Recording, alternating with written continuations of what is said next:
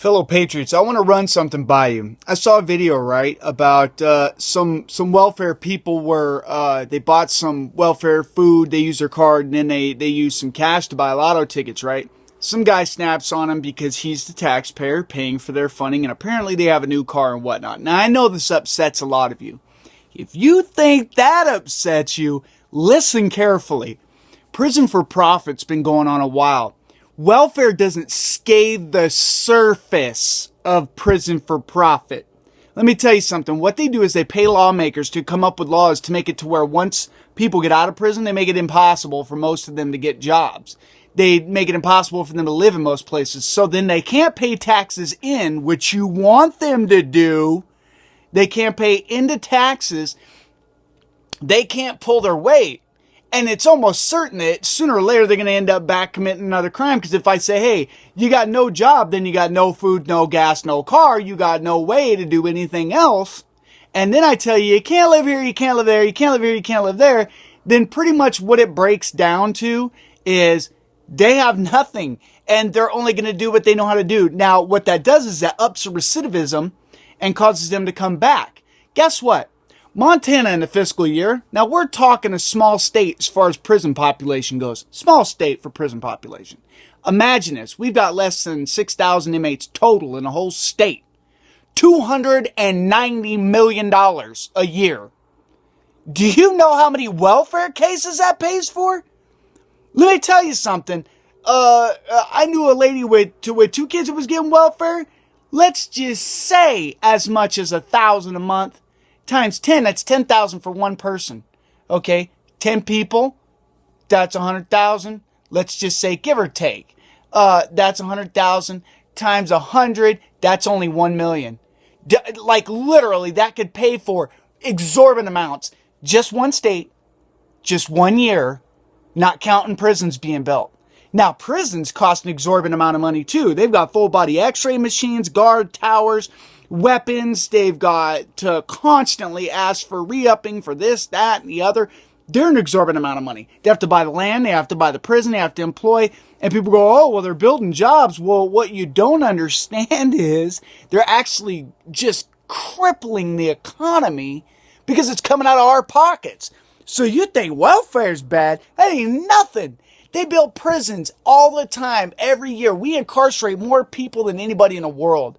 So before you go crying about pocket change in welfare cases, why don't you start breaking down on your senators for making blanket laws to where people can't get out and pull their own weight? Because guess what? I committed a crime 20 years ago, and I more than paid my dues. When I was in, I more than paid my dues. That is your punishment. Okay, when I was in there too, I got tortured, which they didn't have to do, and I made headlines and whatnot. All that extra stuff was extra. My point is, I served my dues. I paid my debts.